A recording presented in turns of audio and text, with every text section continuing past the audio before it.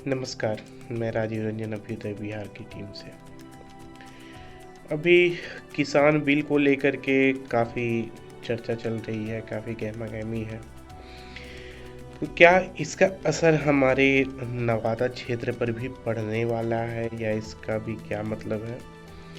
तो हम लोगों ने जो जानने की कोशिश की है, हमारी टीम ने जो भी इकट्ठा किया है, तो यहाँ पर मंडी का वैसा कोई बहुत बड़ा कॉन्सेप्ट है नहीं। मंडी है यहाँ और वहाँ सुबह को बोलियाँ लगती हैं उसी तरह से जिस तरह से समाचारों में आप देख रहे होंगे। लेकिन लोकल मार्केट हमारा ज़्यादातर जो उत्पादन करता है, हमारे जो लोकल किसान भाई लोग उत्पादन करते हैं वो धान और गेहूँ, ये इस तरह के आइटम पे ज़्यादा करते हैं। सब्जियाँ अगर उपजाते भी हैं तो बिज़नेस पर्पस के लिए बहुत कम किसान ही उपजाते हैं। आज सोशल मीडिया और बहुत सारे न्यूज़ चैनल्स के कारण आप बहुत ज़्यादा खबर सुन रहे होंगे, लेकिन ये कोई पहली बार नहीं हो रहा है कि किसान भाई लोग कॉन्ट्रैक्ट पे भी खेती कर सकते हैं।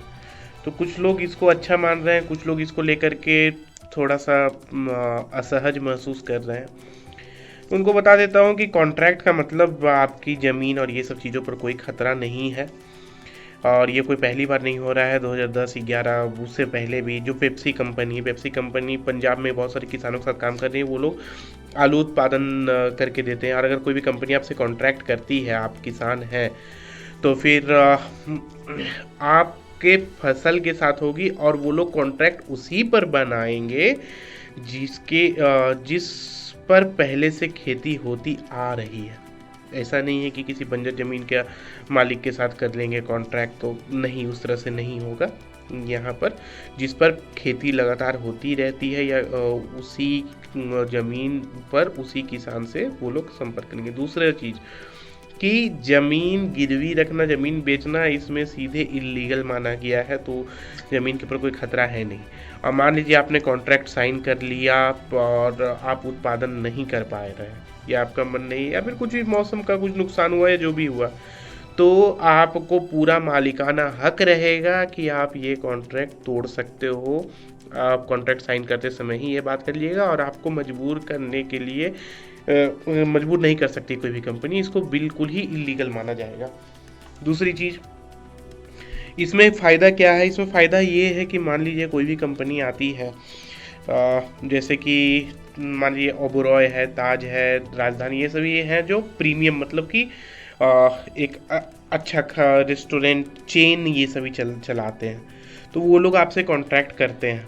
तो कॉन्ट्रैक्ट करने के बाद वो आपको हो सकता है एमएसपी से ज़्यादा प्राइस देंगे और उसके बावजूद उनको सस्ता पड़ेगा। होता क्या था कि पहले बीच में 2, 4, 5 तरीके के लोग, जैसे मैं किसान हूँ, मैंने उपजाया, मुझसे मेरे गांव का कोई बंदा है, उसने संपर्क करवाया किसी दूसरे से, फिर वो उससे खरीदा, बीच में जिसने संपर्क कराया है उसका भी हिस्सा बना, और फिर तो उसने तीसरे को भेजा, तीसरे ने चौथे को भेजा, चौथे ने जाकर के किसी कंपनी को भेजा और जो पांचवी कंपनी थी उसने जाकर के ताज ओबरॉय या फिर राजधानी को सेल किया। तो इसमें इतने सारे लेवल्स आ जाते हैं, इतने सारे दायरे बन जाते हैं, तो सभी लोगों अपना मेहनत का पैसा लेंगे। इसमें कोई गलत नहीं, जो मेहनत कर रहा है पैसा लेगा ही, लेकिन ये बिजनेस है, तो बिजनेस में लोगों को प्रॉफिट एंड लॉस चाहिए, को सही से मैनेज करना चाहते हैं। तो कंपनी अगर आपके साथ करती है तो पहले जो 5 कंपनियों का खर्चा जोड़ करके उसके बाद उनको प्रॉफिट दे करके ताज ओबरॉय या ये सब खरीदते थे, तो उन्हें काफ़ी महंगा पड़ता था। अगर किसी किसान से वो लोग सीधा संपर्क हो जाता है या किसी कंसल्टिंग कंपनी के थ्रू भी अगर इंट्रोड्यूस होते हैं, तो उसके बाद वो आपको जितने कीमत में पिछली बार आप भेजे थे किसी अनजान आदमी को, उससे ज़्यादा प्राइस देगा, तब भी उसे सस्ता पड़ेगा और एक किसान को अपना रेगुलर प्राइस से ऊपर मिल जाएगा।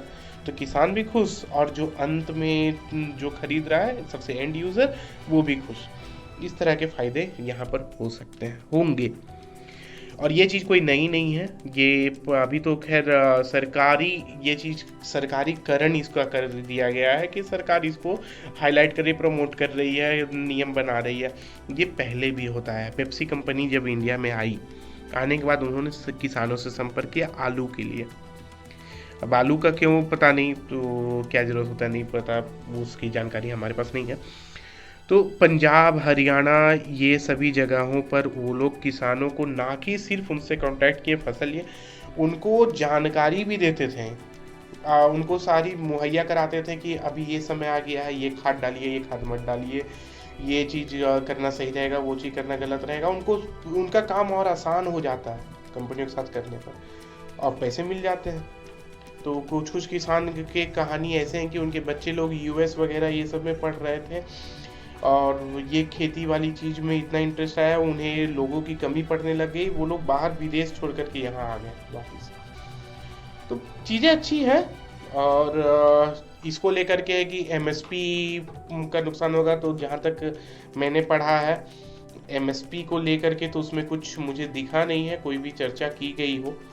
तो इस चर्चा नहीं की गई है मतलब कि एमएसपी से कोई खिलवाड़ नहीं किया गया। उसकी अलग से अनाउंसमेंट कल आया है हमारे पास कि अब एमएसपी 1.5 गुना हो जाएगी। उसमें वो वेबसाइट पे जाकर देख सकते हैं, आप सरकारी वेबसाइट पर ही देखिएगा, न्यूज़ चैनल के वेबसाइट पे, किसी के पर्सनल ब्लॉग पर नहीं।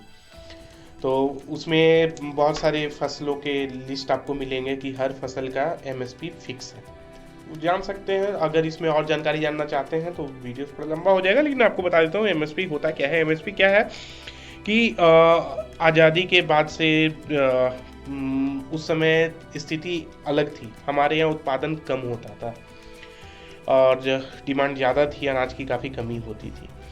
तो सभी चीज़ों को एक पैटर्न तरीके से करने के लिए, एक सही प्लेटफॉर्म प्रोसेस बनाने के लिए ये शुरू किया गया था कि आप सरकार को बेचिए, सरकार के पास जाएगा तो चीज़ें एक जगह पहुंचेंगी और व्यवस्थित तरीके से सब जगह डिस्ट्रीब्यूट होंगी, इस तरह से था प्लान। तो उसमें एमएसपी फिक्स किया गया था। और दूसरी चीज़ थी मंडी वाली चीज़ है, जिसमें वहाँ पर फिक्स किया गया था कि उस मंडी में जो भी लाइसेंस धारक है उनको किसान बेचेंगे, उनको बेचने के बाद फिर वो सामान बिकता था, वहाँ पर वो बोली लगवा करके सेल करते थे। ज़रूरत थी, लेकिन अभी इस धंधे में बहुत सारे लोग घुस गए हैं, कुछ अच्छे कुछ थोड़े कम अच्छे, और वो सभी काम कर रहे हैं। लेकिन उसके कारण है कि किसान जितने में एंड यूज़र को मिलता है, किसानों को उसका कोई फ़ायदा नहीं महसूस होता है। तो आज ये अच्छा स्टेप है, बशर्ते ये अच्छे से इम्प्लीमेंट किया जाए ग्राउंड पर। और एमएसपी पर लेने पर क्या फ़ायदा होता है। एमएसपी सरकार आपसे खरीदती है, नॉर्मली सबसे ज़्यादा धान और गेहूँ खरीदती है सरकार, और उसको लेकर के जमा करती है। और किसान से अभी भी वो लोग दूसरे लोगों को, जो लाइसेंस धारक उन लोगों को बेचते हैं कम दामों पर, लेकिन सरकार नहीं खरीद सकती है एमएसपी से कम कीमत पे। तो उसका सरकार करती क्या है, खरीद लेती है। खरीदने के बाद जो सभी कोर्ट वगैरह में जो गरीब बीपीएल परिवारों को जो चावल धान मिलता है, वही धान मिलता है जो किसानों से खरीदती है सरकार। तो आपके पास एज अ किसान अब ऑप्शन रहेगा, जो कि पहले भी था लेकिन तरीका अलग था। अब दोबारा से बात उठी है तो ये सब चीज़ें क्लियर हो रही हैं फिर से कि आपके पास ऑप्शन है, सरकार को बेचिए, मंडी में जिस तरह से पहले बेचते थे उस तरह से बेचिए, और किसी कंपनी के साथ कॉन्ट्रैक्ट करके खेती कीजिए। तो ये एक तरह से अच्छा मूव बन सकता है। तो चलिए, उम्मीद है ये वीडियो आपको पसंद आया होगा जी। हमसे जुड़िए और हमारे नवादा चले विकास की ओर कार्यक्रम में हमारी सहायता कीजिए। हमारे फॉर्म के लिंक है, उनको प्लीज़ भरिए। नमस्कार।